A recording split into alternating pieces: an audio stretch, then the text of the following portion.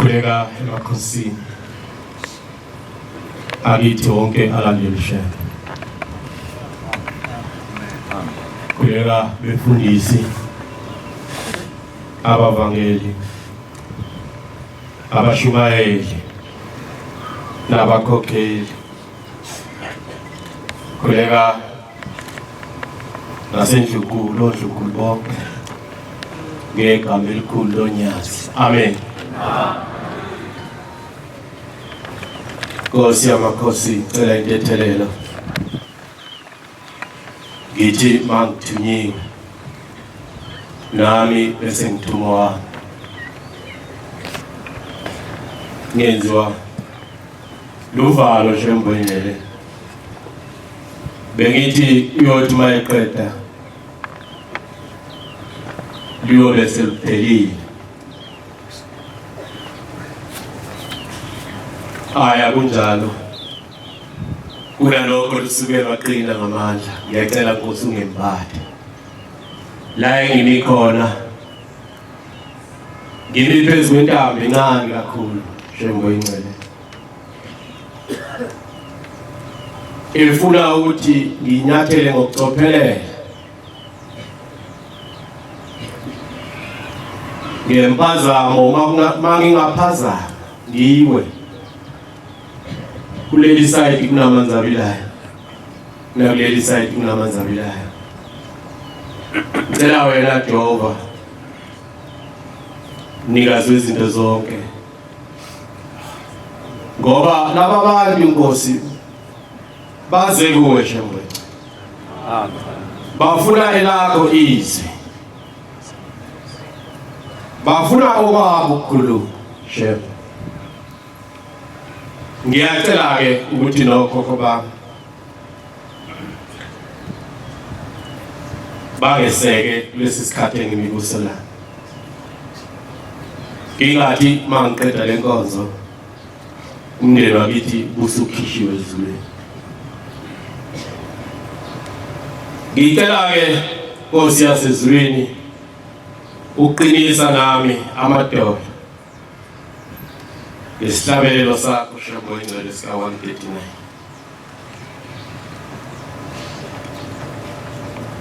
ufile ulandelwa isizwe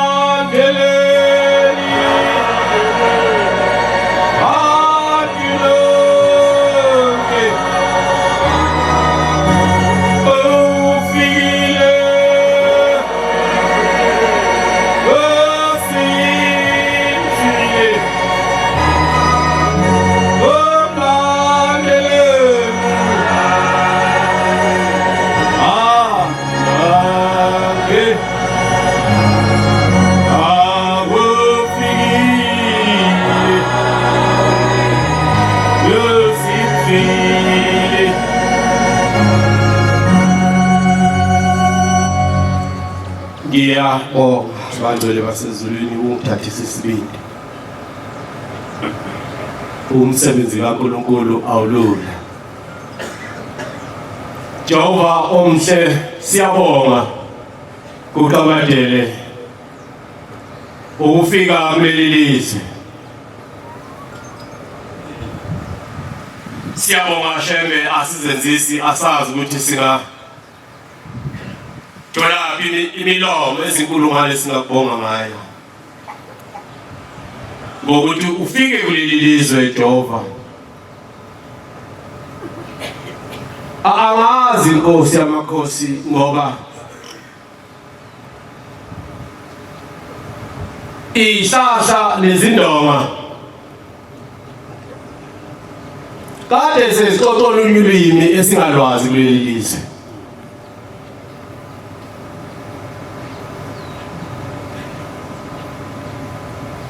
Lokho kwadala ukuthi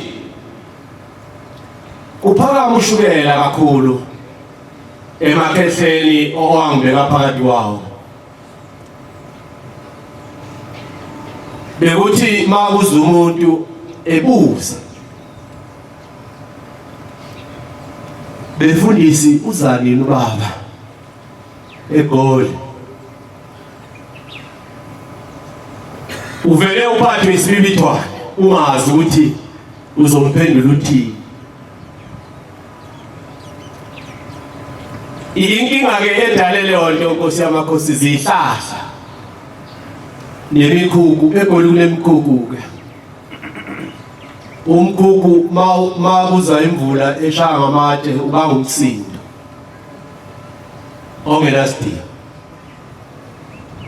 Besishuthwa yilowo msindo ke Nkosi yamakhosi. Ingakho ngithi siyabonga Shembe engcwele ngoba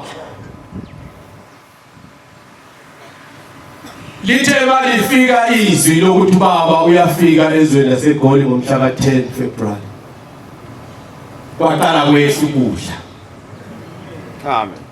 Kunendoda eyayisiboshelwe nje ukuthi wena mkhulu uhlale lapho ungezi la eGoli ungaphethe ukuthi babuzani. Kwase kulukhuni Shembe engcwele. Kodwa siyabonga Nkosi yamakhosi ngoba lento Jehova sesayibona kumnyaka kuleli lizwe. lapho kwakubi kakhulu. Ayakuthanda amaNazaretha akho Nyazi lwezulu. Abantwana bakho bakuleli lizwe bakuthanda into ongakazi uyazi Shembo ingcwele. Lo nyaka ngicabanga ukuthi kwaku-2011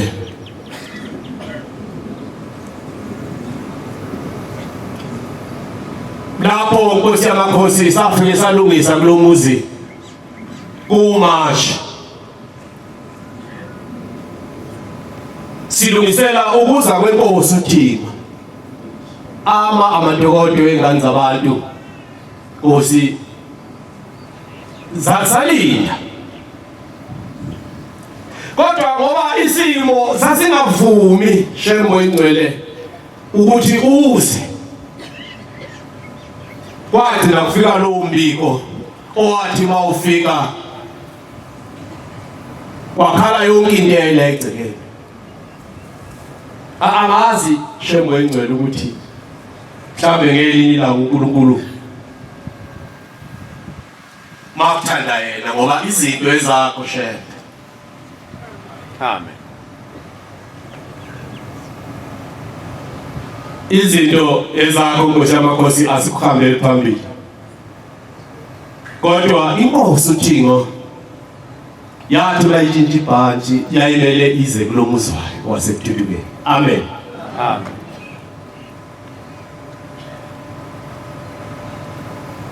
Ngelinye ilanga besingajabula mhlawumbe uNkulunkulu mayehlela sisithole isikhumbuzo ukukhulumela phansi senkosi uThixo kulo muzi. Amen. Ngoba yayisiza la kuze kwenzeke lo monakalo wenzakalayo. Ayibonge inkosi. Amen. Kodwa ke Jehova ngoba usufikile Shembo ingcwele uNkulunkulu wena,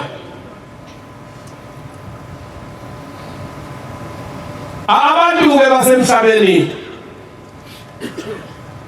kukhona abasamlindile noma khona abakulindile, bakhohliwe ukuthi inkosi uJesu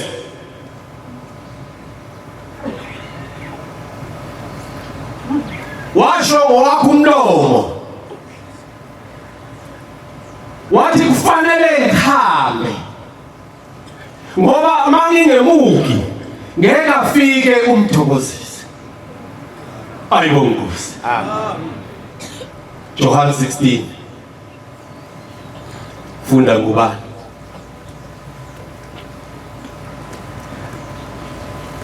Ngizama ke ukulungisa ngeluleka abantu ukuthi lo ophambi kwethu bantwana basezulwini uNkulunkulu wangempela lona.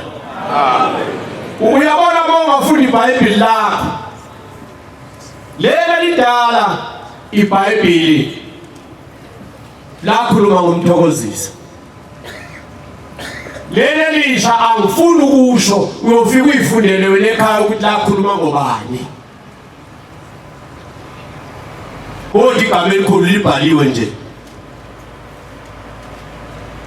Uyayithola ba? Funda.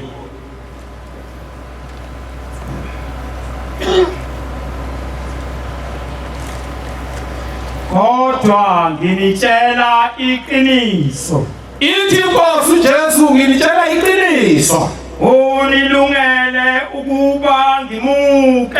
uthi kumlungela ukuba amuke uJesu, Uma ngingemuki, ngoba mayengahambi la emhlabeni umthokozisi kayokuza kimi. uNkulunkulu uNyazi lwezulu ngeke luze kwaxoxwa ezulwini bantwana benkosi. Akubanga impazamo yokuthi uJesu kwenzeke lokho kwenzeka kuye. Kwakuhleliwe ezulwini ukuthi hayi sekufikile isikhathi sokuthi uNyazi luhambe luyolungisa umhlaba. Amen. Kepha uma ngimuka, yakumthumela kinina. Uyokuza kini.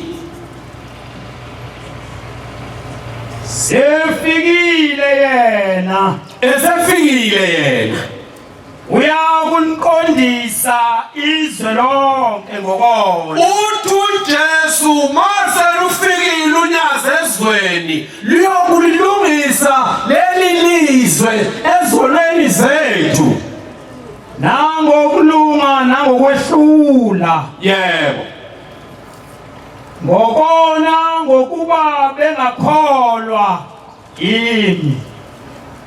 amen ngiyabonga baba ngizama ukudlula kuleyo ndawana abantwana basezulwini uthi nobe kade mhlawumbe engacaciseleki uthi unyazi njengoba luphambi kwethu luNkulunkulu. Amen. uNkulunkulu hayi uNkulunkulu wabantu kuphela, uNkulunkulu weyilwane zonke ngisho nenhlanzi olwandle uNkulunkulu wazo zonke izinto eziphilayo nje emhlabeni unyazi luNkulunkulu. Amen.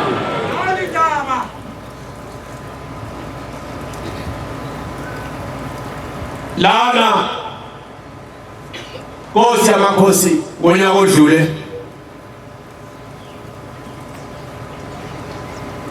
zikhona izinto eziye zithi bayikhulunywa bangcwele kube sengathi ingalekwane kuxoxwa nje ingalekwane. Ngonyaka odlule la Alexander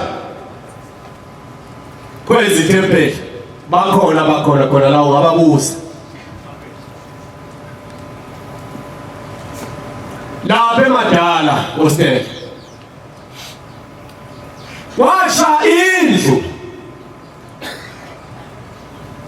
lendlu isha ina yonke into yasendlini phakathi nemvunulo kaShembe neBhayibheli likaShembe nesabelo zikaShembe nempahla zakhe ubaba umshumayeli wayekhona lapha ehlala kuleyo ndlu yashaya phela yanqoqa.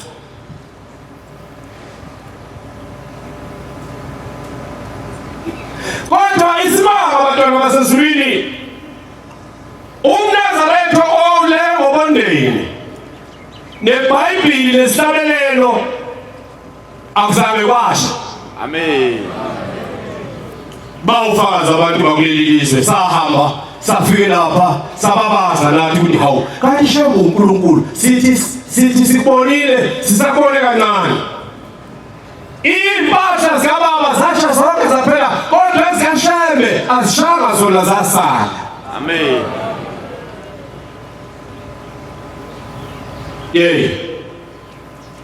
Ukhona abantwana basezulwini ofuna sikunenge kuze kithi uNkulunkulu uhleli nathi bancane. Amen.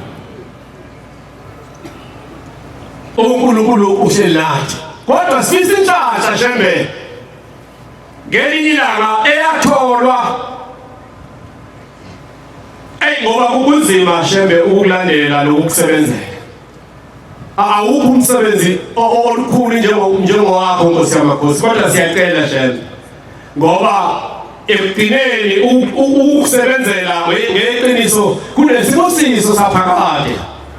Amen. Kunentombazana la ekhaya abantwana basezulwini eminyakeni emidala eminyakeni kaGomela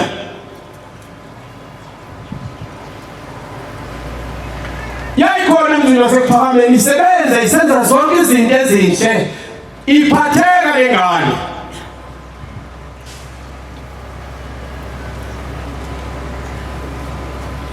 Nathi bantwana basezulwini masisebenza umsebenzi kaNkulunkulu asisebenzeni kuthi noma ungasekho uNkulunkulu akukhumbule uthi wayaphi usibani ba. Amen. Sizothiwa le ntombazana Nkosi yamakhosi igama layo kwakuMbali yeThemba.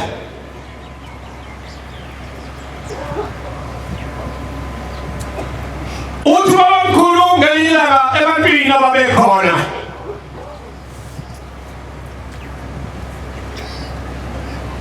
ngoba into eyenzeka lapho le ntombazana yasebenza la ePhakameni yayiphatha kahle yayiseyifikwa isikhathi esifika noma yiphi intombazana ekhona ephilayo emhlabeni sokugana yase yahamba lengane yayogana.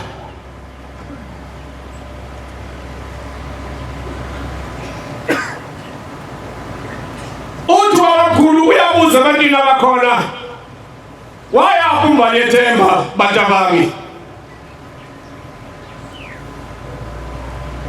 abhekana amaNazaretha hawu ubaba akazi ukuthi umbali ethemba sewashona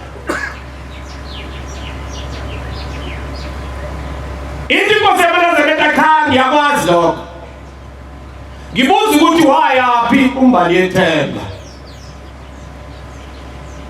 sengihambe zonke ihoko ngahamba wonke amazulu akhona ezulwini angimtholi umbali ethemba wayenenhlanhla lo muntu shembe siyafisa nathi ukuthi makufika izinsuku zethu Nkosi usikhumbule baba Amen.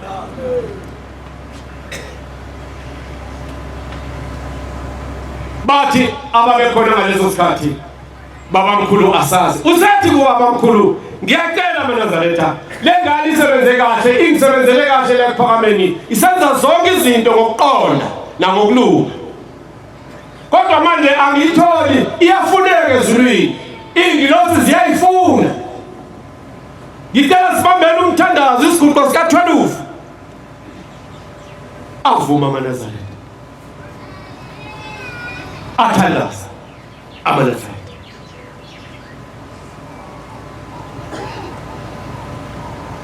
kwathi kuphela amasonto amabili batwana basezulwini yafika indlamhlathi kaMelisa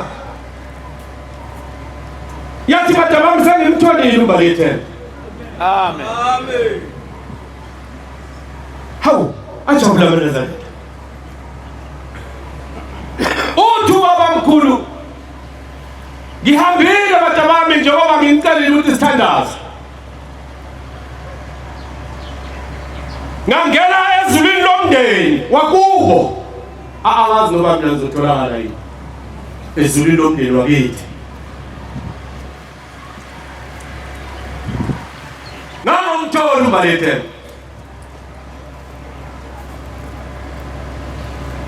ngahamba ngangena ezulwini leli elami wonke umuntu la asebenzela ukuyakhona ngangamthola ngase ngibona ukuthi angingene kuzo zonke ihoko ekhona ngangamthola uthi kodwa ngigcine sengifika esifogweni sezinja imalasa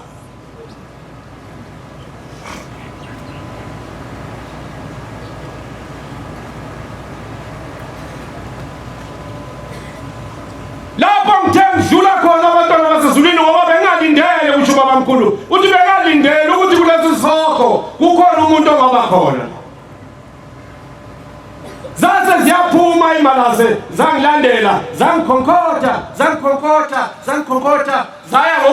zaya ngokujika uthi kodwa kwasale yodwa yangajika le yodwa yakhonkotha ngaze ngaqaphela ukuthi hayi bona malasi ayikhonkotha kodwa iyakhuluma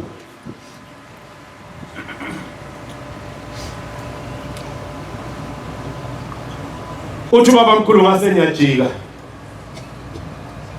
ngakhuluma naye ngayibuza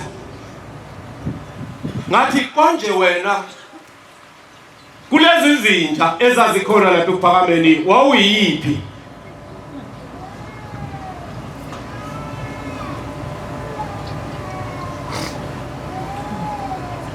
Nehemia 10 verse 30 Bonge Yehujavo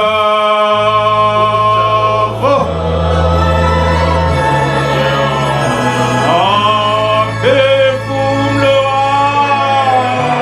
ami Yehusenetia Yemage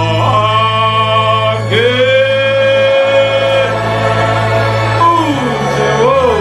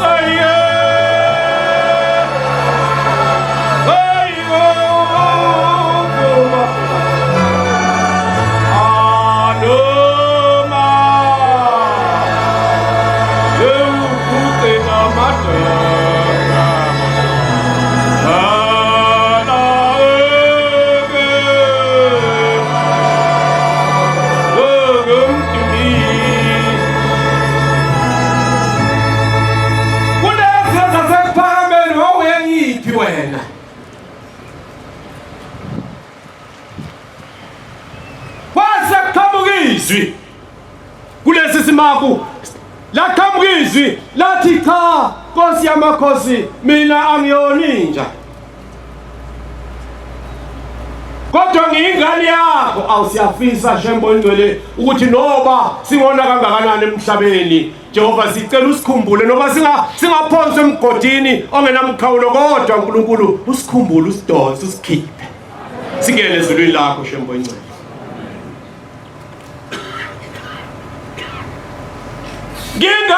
ngingane yakho umbali yethemba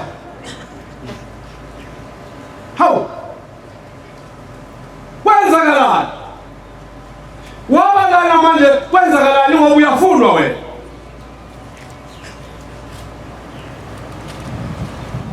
cha Nkosi yamakhosi njengoba ngakade ngikhona emzini wakho ngisebenza ngenza yonke imisebenzi yasezulwini ngaye ngacela isibusiso Nkosi sokugana ngase ngimthola umyeni wami ngagana umyeni kodwa ongeloni Nazareth funa incwadi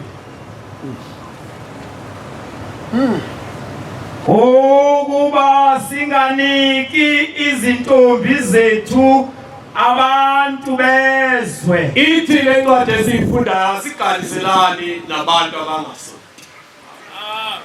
isizathu yini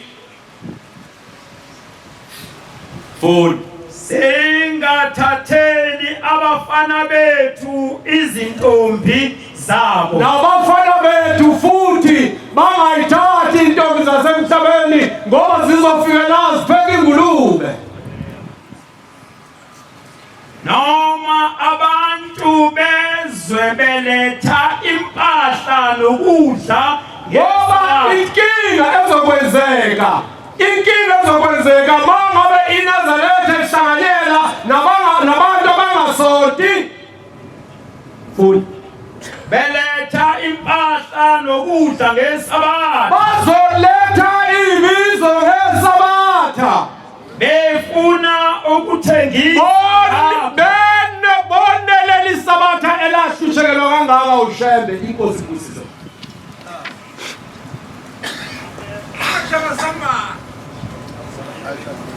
ma ukanselwana bathola base asikhulumi kabi ebantwini abangakhona mawufuna ukuthatha intombi yala ekhaya zihle bo wobuya phela la ukhetha inkosi ubhaphathise ube yiNazaretha ayiko nkosi bese uhlala kodwa iminyaka ewu7 before uye ebhentshini ngoba kukhona igebengu afika khetha inkosi namhlanje kusasa ebhentshini uhlala ivike lodwa uyayiyekisa lengane abasasonti la ekhaya lengane ikhule ngomthetho isonto la ekhaya ayisathandazi ngoba ifike yathathwa lesi sigebengu umthetho lekhaya abazoba abadala bazofakazela 7 uyiNazaretha before uye ebhentshini yokhetha intombi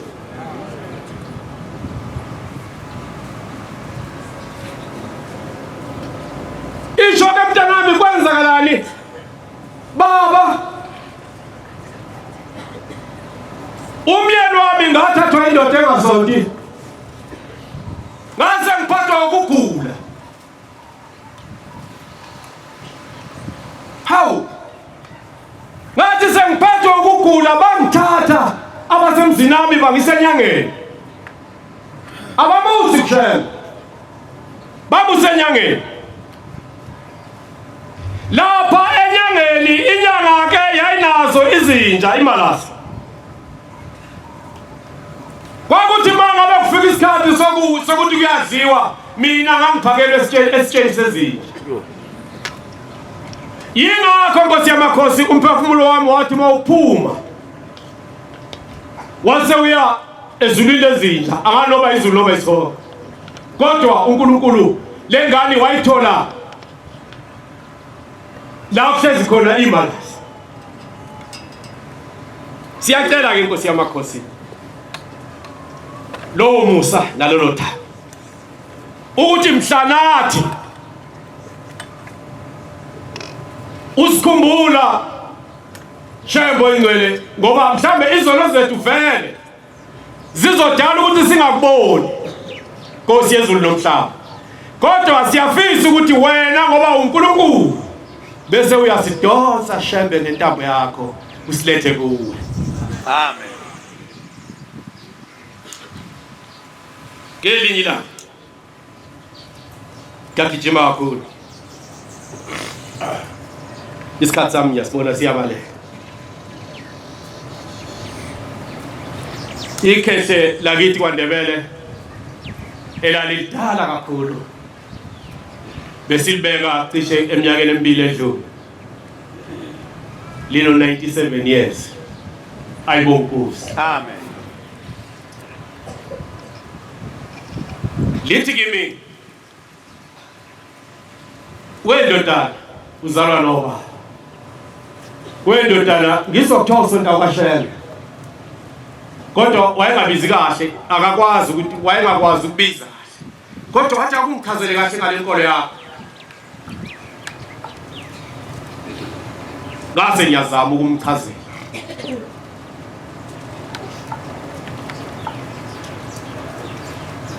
Ngimchazela usethi unazi ithombe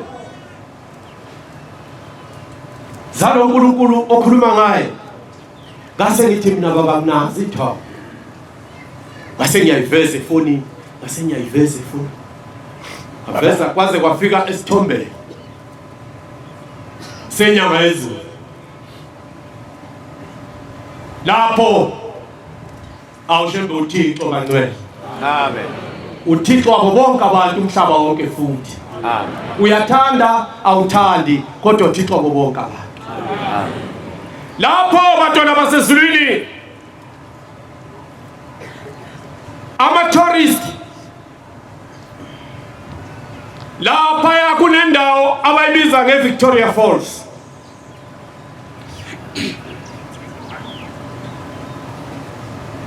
Ama-tourist afike ama lapha, bathatha amakhamera amakhulu bashuta, bathi bashuta impophoma le ngoba iVictoria Falls bangcwele wehla amanzi lapha ngaseKariba Dam amakhulu. Bathi mabeshuta bantwana basezulwini kwase kwenza kumhlola, kwangaphuma amanzi kodwa kwase kuphuma ungalo zinde. Amen. Esithombe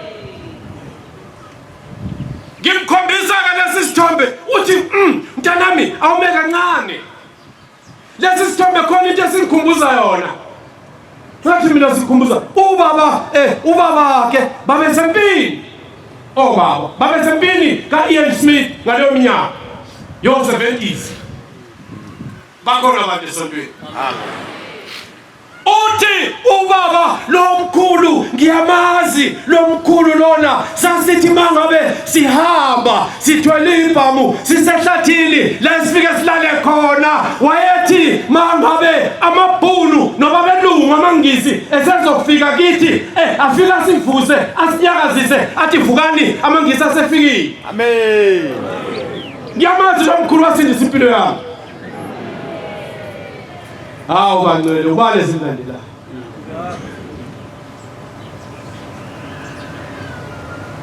Ubale simlandela. Lo mkhulu wasindisa impilo yami lona uye ngithi mina ke inyanga yezulu.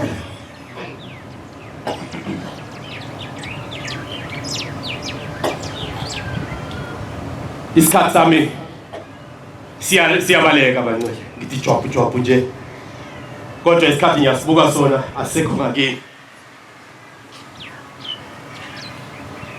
Bantwana basezulwini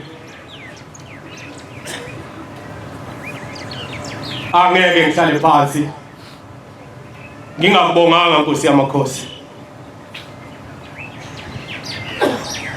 Ngifisa ukubonga akazi ukuthi ngenzani. Ngiswele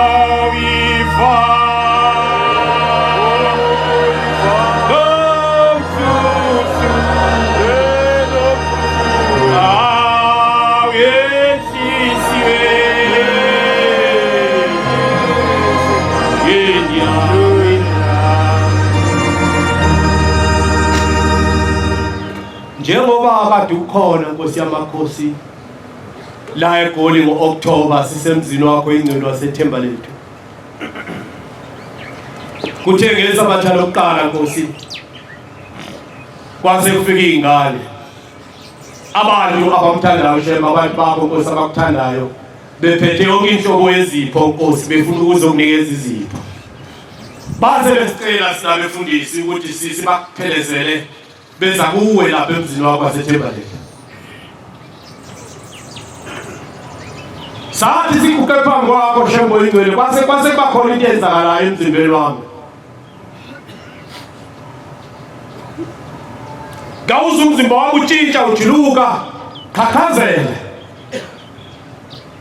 Ngangazi ukuthi ngingenwa yini. Kodwa wawenza shembe umsebenzi wakho wasezulwini waze wawuqeda sengasaguqeki lakini. Wathi ngoqeda Nkosi sinikeze isibusiso isango lokuphuma labo nomini ngibheke eDokodweni.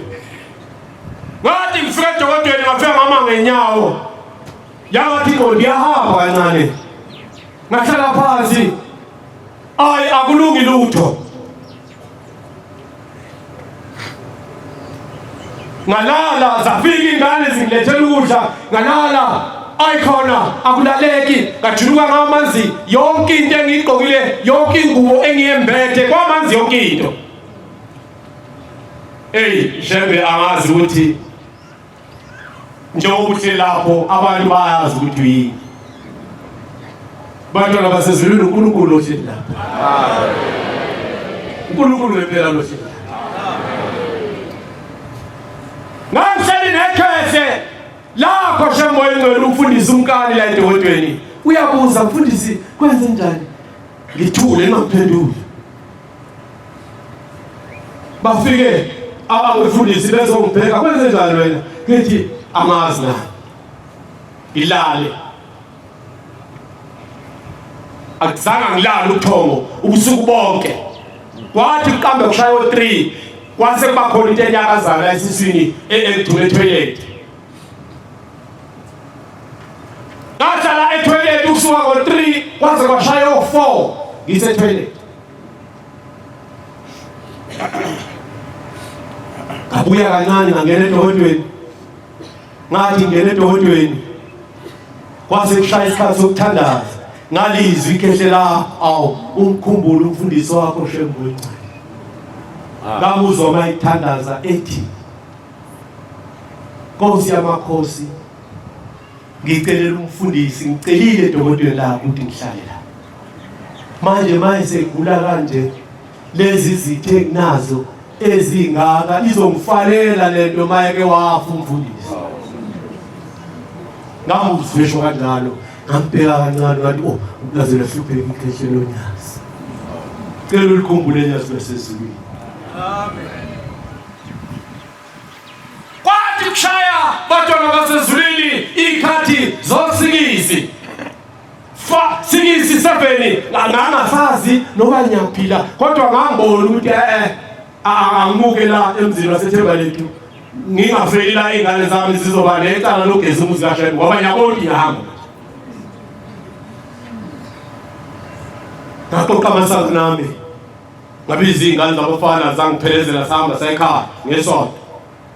Odokotela abavulanga odokotela sengiyagijima kakhulu isikhathi siyangibaleka. Odokotela abavulanga ngesonto kuthe ngomsombuluko ngavuka ngomsombuluko ekseni ngihamba ngaka kudokotela.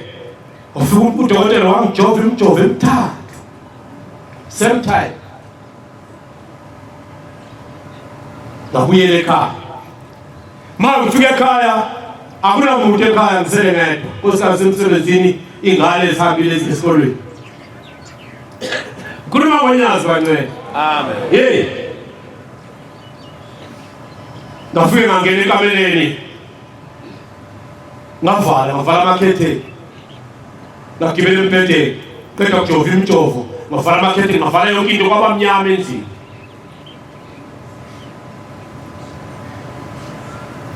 Kwase kufika isithongwane esincane, ngathi hlithi nje kancane. Kwase ngathi icango lasekitchen liyavuleka.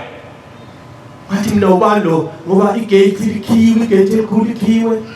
kwase kuvuleka icango lasekhishini ubalongela mawusendlini emnyama bantwana basezulwini mawubheka la umfana wesivalo lapha ngaphansi uyabona kwathi mangithi ngiphosa amehlo ngase ngibona inyawo bantwana basezulwini ngabona inyawo zomuntu isithunzi kuyabonakala ukuthi khona umuntu omilapha ngale kwesitaba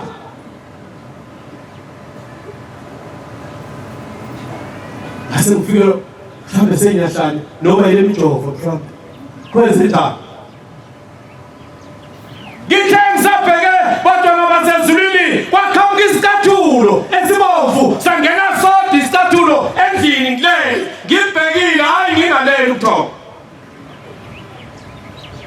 bakhona abantu ezulwini amen kwangena isicathulo bangene esisodwa esibomvu ngithe ngisabheke sona ngisavula amehlo kwangena sesibili umzimba ngehla awubonakali ngithe ngisabheka lokho bantwana basezulwini kwase kuvela umbrella duze nesicathulo amen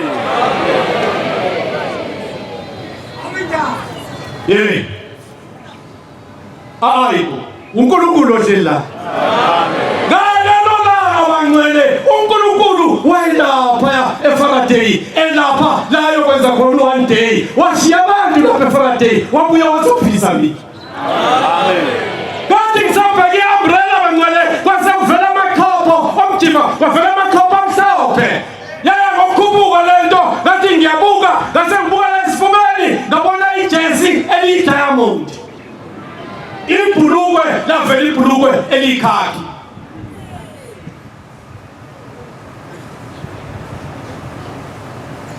sakhuphuka lesi sithombe bantwana basezulwini sase sayofika ngathi ngiyabuka sase siyavela isigqoko kwathi uma kuvela isigqoko yaphakama le umbrella yaphakama kathathu mayiphakama yaphezulu kukhwiza umlilo mayiphakama yaphezulu kukhwiza unyazi bantwana basezulwini mayiphakama le umbrella kukhwiza ngathi mangivuka ngihlala ngezinqe ngizama ukuthi mangiqaphele ngempela ukuthi kwenzakalani ngathi ngiyayitsweba ngisaphila yanyamalala bathi babuya abantwana hawu baba bamfica phansi amen sekumqemane bongozi amen lushiya abantu nyazi lokuye lazophilisa mina ngoba umfundisi wayethandazile wathi inkosi umfundisi wakho mayeke wahamba ngilale ndoda izitha zami zizojabula ngoba zizothi sengithwale ngaye sengithethelele Nkosi yamakhosi isikhathi simbalekile shemboyini ngiyacela kuqabadeli wasekuhleni lapho engithema ngikhuluma kwase kungakhulumeki kahle ngingane encane nyabhibhidla Nkosi ngicela uthethelele Nkosi kusenikuzwini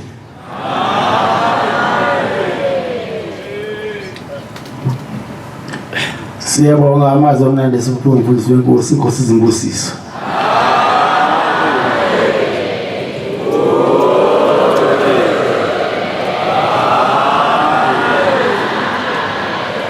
sizovala inkonzo yesabatha sekuseni ngesihlabelelo samashumi amathathu 30 sizocala umshumayelo